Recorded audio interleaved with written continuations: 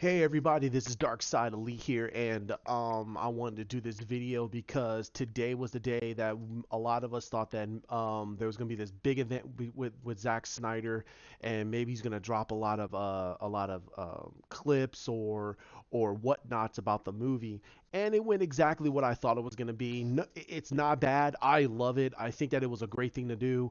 You got Gal Gadot coming out about 2 or 3 o'clock PSP. I'm sorry, around 1 o'clock Pacific Standard Time, and then about 45 minutes later, Ben Affleck shows up and he says, "Release the Snyder Cut." So a lot of people are taking that at mass, and I think it's a really good thing. I sent a retweet to him. I said, "Thank you, Ben." I think that it was gracious of him to even do it. He didn't have to. He could have just kept his mouth shut and just said, "You know what, dude? I mean, I'm not a part of this anymore." But I think that deep down, I think that surface level, he really kind of really doesn't want to care. He wants to move on, but I think that he does want this movie to come out. He does want this to be finished so people can. I'm not gonna say in a bad way move on, but in a good way move on. So then everyone can be very happy with any of the products that WWE is gonna try to do. Now, he does have some animosity a little bit personally towards what the situation that happened. He put his heart into a lot of these things, and nobody really liked it, and they panned it at the theaters before they really saw the full thing. And I think that that's where Ben's head is at right now. But right now he's moving on, and I'm glad that he even he stated release the Snyder Cut.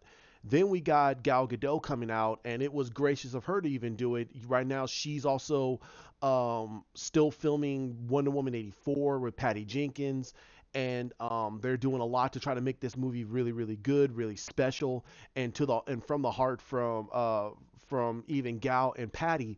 So again, I still state that I have no animosity towards Patty Jenkins. I think that the first 2/3 of the movie was phenomenal. It was great. It was exactly what I wanted. There were certain things in there that made me go, but it was still a solid movie regardless. I'm not gonna 100% back the movie. I mean, I'm sorry, not back the movie. I mean, I don't. I'm not gonna 100% be blinded by everything that's going on there and be like, oh my God, she said this or she did that. No, I'm just caring about the story. If the story was strong, the story was strong. The story wasn't strong all the way through. Aquaman's was strong. It was solid. If you didn't like the comedy, well, that's just you.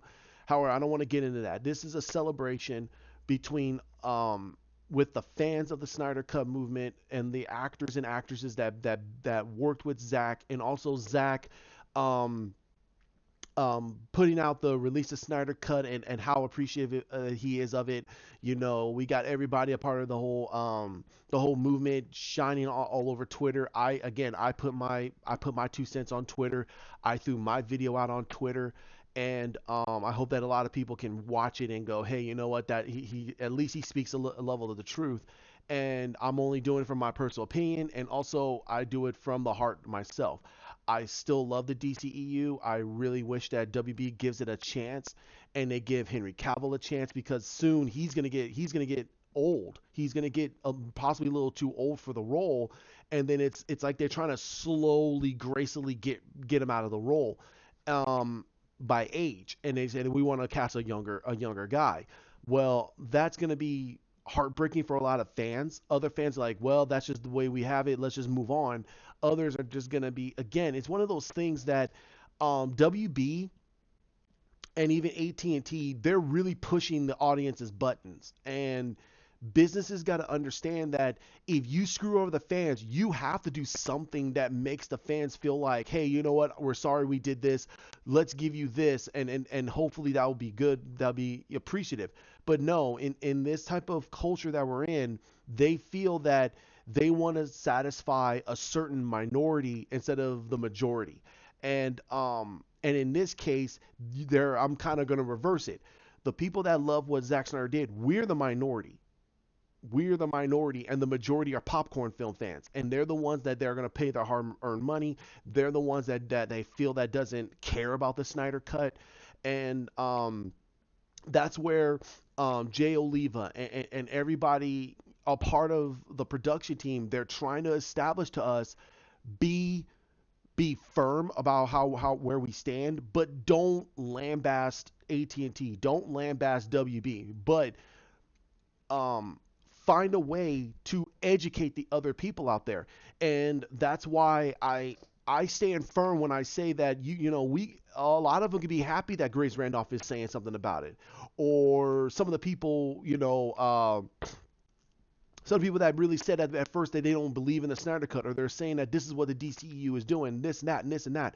Well, they're trying to make money. They have a business, and they're trying to make get people to want to look at their product. And I have no fault for that. That's a business move, and that's a marketing move to get people to want to look at your product. But we should never forget that, because if they start jumping on the bandwagon, we should look at them and go, where was this when at the very beginning of all of this? You call yourself a movie critic and you call yourself a movie a cinephile, but you're not looking at the bigger picture, and you're pretty much just dragging your feet. I believe the Snyder Cut is real. I believed it the moment I saw a little bit of more of the evidence. I thought that Joss Whedon didn't screw over Zack Snyder, but the more I was listening to John Aaron Garza, and he analyzed a lot of Zack Snyder movies. He analyzed them down to the point where he knows Zack Snyder's shots. And a lot of other fans started noticing it too. Like, hey, wait a minute, Zack Snyder wouldn't shoot this way. He's also a man's man. He doesn't talk goofy. He doesn't really talk goofy. He speaks like a person who has a lot of experience, and he understands how people think. He's very analytical that way. Joss Whedon he's just a film buff who makes films for fans. He in a way he doesn't care what other people think, and he just makes the movie how he thinks other people talk. And that's one of the reasons why um the movie was extremely jarring. It was so jarring that you have Wonder Woman, who's written to be a very strong person, but she's conflicted with the fact of the horror she saw in World War I and everything she done all the way up since then. She doesn't feel like she should be the face of this league. That she doesn't feel like she should be she should be out in the light anymore. That she made things worse. You have the same thing going for Batman. Batman had his conflictions since BVS about the fact that he murdered all these thugs and all these bad people just because he wanted to get to Superman, and he gave no craps about it. And that was their arcs, and we got robbed of their arcs, because that's what's supposed to give us the change from where they were to where they are now. And we can all go, okay, this is the Justice League, this is the Justice League we all grow, we all know and love. We got robbed of that, and other fans are not understanding that, and or they're just not caring. And again, that's them. The whole thing about them. But we as the movement, and I say all of us, a part of the movement, we need to educate. We need to show to them that this movie was a train wreck from the very beginning. I'm sorry, since we got a part of the project. It makes no sense. Zack Snyder has made so many movies before, so how could he not be able to get at least a cut together, an assembly cut, in 6 to 8 months? That makes no sense. He had almost a year on this movie, and he started filming a month after BVS came out. He started the pre-production, and they started production. They started principal photography 3 months after the movie came out. After all the shifting they were doing, he started filming. So for anybody to tell you that, oh, there's no such thing as a Snyder Cut, I look at him and go, so you're telling me he can't get an assembly cut, something that can be shown to test audiences? He goes, well, that's not what the cut means. Yes, that's exactly what we mean by the Snyder Cut. That means that he has filmed everything that he put on storyboards. Everything he put on storyboards, he filmed it. And every time he shows us a storyboard, that means he filmed that. That means he filmed that scene. So when he released the Martian Manhunter scene, that um it was actually Martha that transformed herself into John Jones. that that to me shows to me that he at least filmed that. He just couldn't get to the CGI and the reshoots to get that into the into practice. So that scene is probably in there, but he probably cut it out because he wanted to finish the reshoots to get it down pat. So that was something that was robbed. The scene where they reshot the whole situation of Bruce looking over the going over and feeling the effects of should he be Batman anymore? That he killed all those innocent people. I'm not gonna say innocent. I'm sorry. No, scratch that. He killed all those men and gave no craps about it, and he robbed the world of its greatest hero, all because he was angry over the fact that Superman was just trying to do what he could do against a way more advantageous adversary in Zod. Because I mean, come on, nobody understands what Zack was doing, and it made a lot of sense. Um, but that's what this Snyder Cut is about. This Snyder Cut is truly about Zack's vision and what was robbed from us and what was not promised to us. And we were promised Seven Samurai, Justice League style. That is phenomenal. Are you kidding me? Because if anybody knows Seven Samurai, go look at the Magnificent Seven. That movie is phenomenal. It is phenomenal teamwork build type of movie. And I can tell you right here and now, Joss Whedon couldn't think of that. He didn't. He didn't think of Seven Samurai when he was doing the Avengers. He was trying to make it as cool and this like that. Zach had a plan about how he was going to tell this story. And if you look at this, the whole thing of the Seven Samurai, these were all broken warriors who basically came together to stop the bad guy from destroying a city of innocent people, and a lot of them died. A lot of them died in the process, but the last one was able to finish off the bad guy. The main person was able to finish off the bad guy, and the last person to live was able to leave and tell the story of what happened with these seven samurais who were all Ronin. They didn't have a master, and they all took care of this bad guy who was this shogun who came into the city and wanted to destroy this city, and they protected it. So I'm sorry. I think that Justice League would have been a phenomenal story to be told in the vein of a Seven Samurai or a Magnificent Seven. That'd have been great. And you had six of them, and potentially seven if Martian Manhunter had anything to do with it. We don't know if he was going to be a prominent role, but I think that WB just shot themselves in a massive foot, because if he had Martian Manhunter, which is what everybody wanted, as the seventh person, and then we had at the very end of it, we had the introduction to the Green Lantern Corps. Oh my God, are you kidding me? There's a lot there. There's a lot there that was not told to us. Now, people are asking about the black suit. I'm like, okay, I mean, if they show the black suit, that makes sense. But okay, if they show it, great. If they don't show it, that's also great. That doesn't matter to me. That's just icing on the cake. I just want them to tell the resurrection of Superman in a more understanding factor. And they screwed the continuity. I mean, the way they cut that movie, some stuff makes sense, but some stuff makes no sense. Because if Superman flew away with Lois and went back to Smallville, um, why in the heck didn't? I mean, it's what some things make no sense, because that means it must have been days. Because remember, um, they had to contact Martha, and Martha had to drive all the way out to the Kent farm to actually go see her son.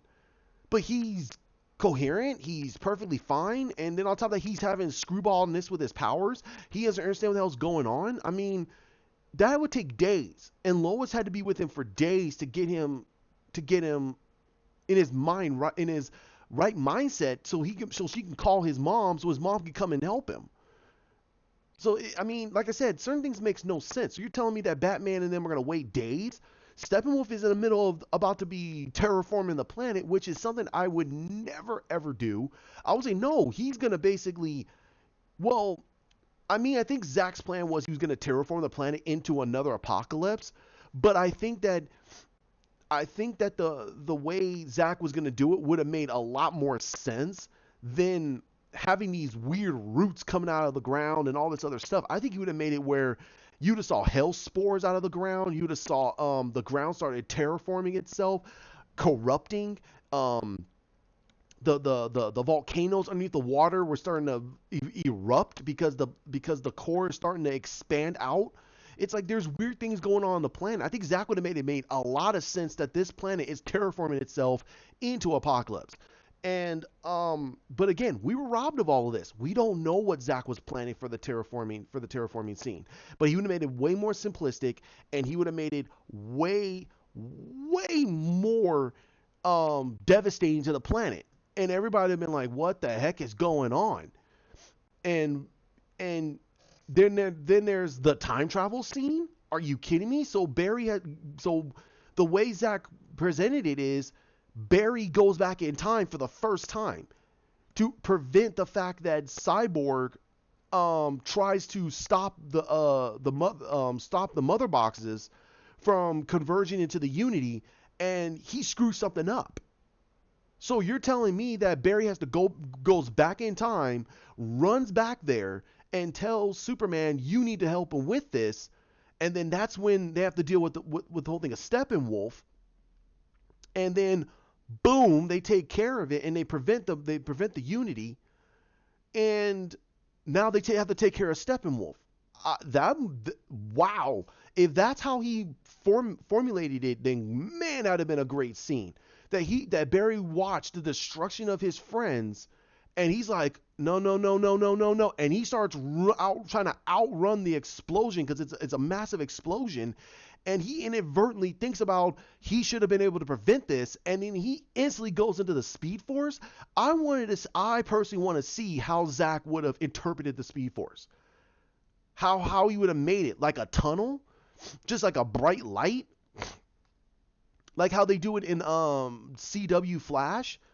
Is it a portal? No, I don't know, but we got robbed of that. That'd have been awesome. I don't understand. I personally don't understand why did they cut this movie to shreds, and they think that a 2 hour cut of six superheroes trying to take down quite possibly one of the most dangerous adversaries that the Justice League has ever had to fight in Steppenwolf, and they think you can get it done in 2 hours. And then try to wrap up Batman story, Wonder Woman story, and start Aquaman, Flash, and Cyborgs, and try to get Superman. Dude, there's no way you could do that in 2 hours.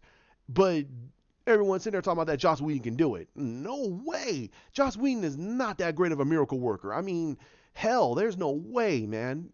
So we were robbed. We were robbed beyond means on this movie, and that's what this cut is about. That's what this movement is about. We need to garner, we need to gather, and we need to gather as many people as we can and just educate everybody, because this is the time we need to start shouting out, release the Snyder Cut, release that movie, let us see that movie for what it is. Put it in the theaters, put it on HBO Max, who cares? Put it on the streaming service. It's free. It's right there. They can easily just digitize it and put it on there. Give us Junkie XL's cut. Let Zach come in and direct the last portion of the score. Let him put it where he feels is the right positions. Let him try to direct this last portion of this movie. We don't care about the VFX. The VFX is done, and okay, if Jason Momoa wants to give them the $20 million to finish the rest of the movie, let him do it. That's his money. Let him donate it towards the cut. If he wants to do it, great. That means that this movie should be completely done. So, like I said, I mean, this is the time. November 17th is a day we will never remember. We'll never forget. We will always remember this day, because this is the day DC fans, comic book fans, we got robbed. Like, comment, share, subscribe down below. Hit that bell. I'll try to get as many videos as I can out. Today was one of my last days off. I was playing some Fallen Order. So let me know. What do you think about this cut? What do you think? Should we just keep banging down their doors and keep annoying them? I think we should. I think a lot of you guys should. Or should we just basically lay down and just say, hey, the Snyder Cut, we're never going to get the Snyder Cut, or boycott? I mean, what do you think? That's the major thing. What do you guys think? Because one thing is working and the other one isn't. And I want you to figure that out because one thing is working and the other one isn't. And we got Ben Affleck, Gal Gadot, Jason Momoa, Ray Fisher, Ezra Miller, and even Henry Cavill coming out, and even Zack Snyder himself coming out saying to release this cut. We're getting other movie stars joining in on the release the Snyder cut. I'm pretty much shrugging that off. There's reasonings why I think they're doing it, that they're trying to keep themselves relevant. I don't think it's genuine, but that's just me because I'm a very cynical person, and to me, I feel like why are they jumping on this bandwagon now? They should have been a part of this at the very beginning. They should have been part of this at the very beginning. Who cares? You guys are movie stars. Who the heck cares? You know, the only ones I should say that probably should just kind of keep their mouths closed are some of the producers and everything else because they're contracted to WB and they can't rock that boat. But Jason Momoa can say what the heck he wants. He's the $1 billion kid right now. And Gal Gadot is practically almost untouchable because she made one of the most successful women's films in of that year. So I think that you got two people there that they don't want to touch. Zach's gone. We got Patty.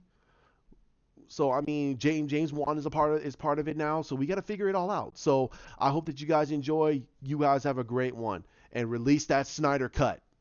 Bye.